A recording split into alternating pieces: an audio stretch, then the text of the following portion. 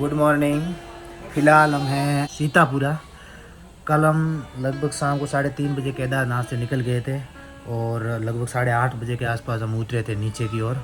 और वहाँ से गौरीकुंड में लगभग टैक्सी के लिए 1 किलोमीटर से ज़्यादा लंबी लाइन लगी थी और हम उसको देखकर घबरा गए थे। तो हमने प्लान किया कि हम लाइन में ना लगकर नीचे की तरफ उतर ही जाते हैं। गौरीकुंड से हम सोनप्रयाग के लिए पैदल ही निकल गए क्योंकि भीड़ इतनी ज़्यादा थी और लाइन बहुत लंबी थी। हमने सोचा 4 घंटे के आसपास लगभग हमारी बारी आएगी, इससे बढ़िया तो हम नीचे उतर ही जाते हैं।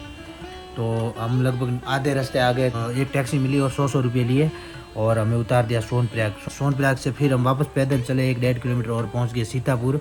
और सीतापुर में हमने 1500 में एक रूम लिया और वहीं रुक गए और काफ़ी थक गए थे, टायर्ड हो गए थे काफ़ी ज़्यादा, क्योंकि चढ़ने वाला ट्रैक भी हार्ड था और उतरना भी इजी नहीं था, वो भी काफ़ी टफ था क्योंकि पैर एकदम सीधे ऐसे नीचे की तरफ आ रहे थे। तो आगे वाली अंगुलियाँ काफ़ी पेन करने लग गई थी। तो थके हारे पहुँचे सीतापुर और रूम लिया और वहीं रेस्ट किया। और अब सुबह उठे और कपड़े वपड़े धोए हैं और रेस्ट कर रहे हैं अभी। और अब हम सीतापुरा से निकल रहे हैं बद्रीनाथ के लिए। हमें देखते हैं बाहर सीतापुरा बस स्टैंड जाके अगर जोशीमठ के लिए बस मिल जाती है तो वहाँ तक चलेंगे और डायरेक्ट अगर बद्रीनाथ के लिए बस मिल जाती है तो डायरेक्ट बद्रीनाथ चलेंगे। और बैग वैग हमारा तैयार है और ये रूम था जहाँ हम रात को रुके थे और ये भाई है और ये वाला हमारा बैग है बाहर तैयार है। नमस्कार, अंतर्जाल की इस वर्चुअल दुनिया के माध्यम से 4 धाम यात्रा की दूसरी कड़ी में हम पहुंच रहे हैं बद्रीनाथ की तरफ। और यहाँ से लगभग 165 किलोमीटर है बद्रीनाथ। ये है सीतापुरा।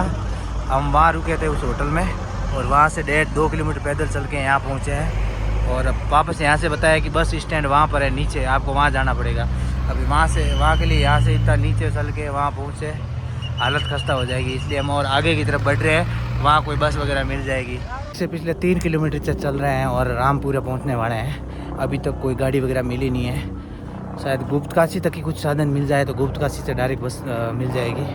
हमने सोनप्रयाग बस स्टैंड मिस किया क्योंकि हम साइड से थे और आगे निकल गए थे। देखते हैं क्या साधन मिलता है। थोड़ा धोखा हो गया हमारे साथ। हम सोनप्रयाग के बस स्टैंड के आसपास ही रुके हुए थे पर हम घूमकर 4 किलोमीटर आगे आ गया। सोचा कोई रास्ते में गाड़ी मिल जाएगी, बट गवर्नमेंट का जो बस स्टैंड था वो सोनप्रयाग के अंदर रह गया। तो काफ़ी दूर चल गए, हम 4 किलोमीटर तक आ गए गुप्तकाशी की तरफ और यहाँ से खड़े हैं। कोई गुप्तकाशी तक साधन मिल जाए तो गुप्तकाशी पहुँच जाएंगे और वहाँ से गवर्नमेंट बस लेंगे और पहुँचेंगे बद्रीनाथ। देखते हैं क्या होता है। अभी गाड़ी वाले बीच में तो कोई रोक नहीं रहा है, खड़े हैं यहाँ पर, गाड़ी आ रही पर रोक नहीं रहा है कोई।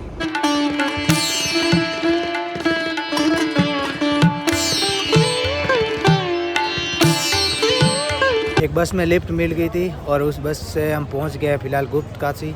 लगभग गौरीकुंड से 34 किलोमीटर आगे आ गए हम और यहाँ से बस लेंगे हम हरिद्वार या जोशीमठ के लिए। देखो क्या पता बस मिलती है नहीं मिलती है। जाते हैं गवर्नमेंट बस डिपो।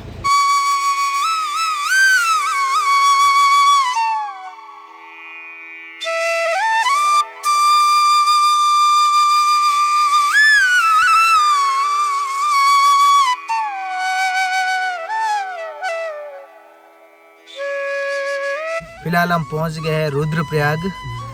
गुप्तकाशी से लगभग 150 रुपये 1 पर्सन चार्ज लिया हमसे और हमें छोड़ दिया है टैक्सी वाले ने रुद्रप्रयाग। और पहले हम सीतापुर से निकले थे, लगभग 16 रुपये 1 पर्सन दिए बस वाले को और पहुंचे थे गुप्तकाशी। और गुप्तकाशी से हमें डायरेक्ट बस मिल नहीं रही थी, इसलिए काफ़ी प्रॉब्लम हुई और काफ़ी प्रॉब्लम भी फेस की हमने। बट फाइनली हमें एक टैक्सी मिली और उस टैक्सी ने हमें छोड़ा रुद्रप्रयाग। हमारा मेन टारगेट जाना का है वो है बद्रीनाथ, बट बद्रीनाथ के लिए अभी बस मिल नहीं पाएगी क्योंकि लगभग 5 बज गए। अगर मिल गए तो अच्छी बात है, बट रुद्रप्रयाग से जोशीमठ जाने की कोशिश करेंगे और जोशीमठ के बाद कुछ और प्लान करेंगे। अभी हैं रुद्रप्रयाग और रुद्रप्रयाग से गाड़ी मिलने के चांस बहुत कम है बद्रीनाथ के लिए डायरेक्ट, और जोशीमठ के लिए भी नहीं मिल रही है। धक्के खा रहे हैं अभी यहाँ पर और टैक्सी यूनियन है यहाँ पर बने हुए, तो वो एक दूसरे रेट चढ़ा के बोल रहे हैं 8,000, कोई 9,000, कोई 10,000। और दूसरी गाड़ी भी यहाँ रोकती नहीं क्योंकि यूनियन वालों का यहाँ संगठन है। अगर कोई बाहर का रोक के यहाँ की सवारी ले जाए तो ये लड़ाई कर देते हैं उनसे।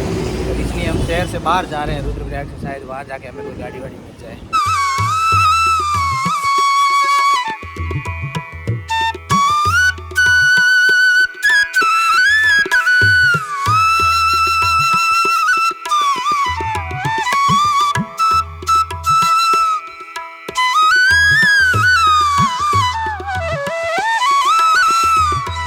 फिलहाल हम पहुंच गए हैं कर्णप्रयाग और ज़बरदस्त वाली बारिश हो रही है। टैक्सी ने हमें यहीं पर स्टैंड पे छोड़ दिया था 100 रुपये लिए हमारे से रुद्रप्रयाग और कर्णप्रयाग के। और अभी भयंकर बारिश हो रही है, मौसम ख़राब हो गया है यहाँ का। अब यहाँ से बद्रीनाथ है वो 125 किलोमीटर, व जोशी मठ है वो 81 किलोमीटर रहा है। फिलहाल मैं पहुँच गया हूँ पंचप्रयाग में से एक कर्णप्रयाग में। कर्णप्रयाग वह जगह है जहाँ पर पिंडारी नदी आकर अलकनंदा के साथ संगम करती है। उत्तराखंड के पंचप्रयाग, जिसमें देवप्रयाग, रुद्रप्रयाग, कर्णप्रयाग, विष्णुप्रयाग और नंदप्रयाग जो प्रमुख है, तो उनमें से एक। फिलहाल मैं हूँ कर्णप्रयाग में और मेरे पीछे आप देख पा रहे होंगे ये है अलकनंदा नदी जो पीछे आ रही है और अलकनंदा के साथ संगम कर रही है ये पिंडारी नदी। ये अलकनंदा और ये है पिंडारी नदी, इन दोनों का संगम हो रहा है कर्णप्रयाग में। ये पंचप्रयागों में से एक है। अभी खड़े हैं कर्णप्रयाग में, अभी तक कोई गाड़ी मिली नहीं है, अंधेरा होने वाला है लगभग, और यहाँ से समोली तक मिल रही है, पर हम चाहते हैं कि जोशीमठ तक मिल जाए गाड़ी। तो 81 किलोमीटर जोशीमठ, उसको एक्सप्लोर कर लेंगे इस बहाने, बट मिल नहीं रही है जोशीमठ के लिए भी। फाइनली काफ़ी स्ट्रगल के बाद पहुँच गए कर्णप्रयाग GMVN के टूरिस्ट कॉम्प्लेक्स। फिलहाल वहाँ है और डोरमेट्री ली है हमने 400 पर पर्सन के अकॉर्डिंग। 8 बेड है उसमें, तो नाइट में यहीं रुकेंगे, इससे ज़्यादा चल नहीं सकते थे क्योंकि यहाँ से कर्णप्रयाग से न जोशीमठ के लिए कोई बस मिल पा रही थी न बद्रीनाथ के लिए। तो फाइनली हम GMVN के होटल में रुक रहे हैं यहाँ पर। डोरमेट्री GMVN की जो पर पर्सन 400 में हमारे बेड बढ़ा है, आप देख सकते हैं। यहीं रुकेंगे आज। GMVN के लॉज में खाना खा रहे हैं और भाई साहब है मेरे साथ, और ये खाना आया है और सब चारों ही बैठे खाना खा रहे हैं और मैच भी चल रहा है। काफ़ी अच्छा इनका लॉज है और अब खाना खाएंगे, देखते हैं कैसा है खाना। इसमें से ऐसा लग रहा है काफ़ी स्वादिष्ट होगा।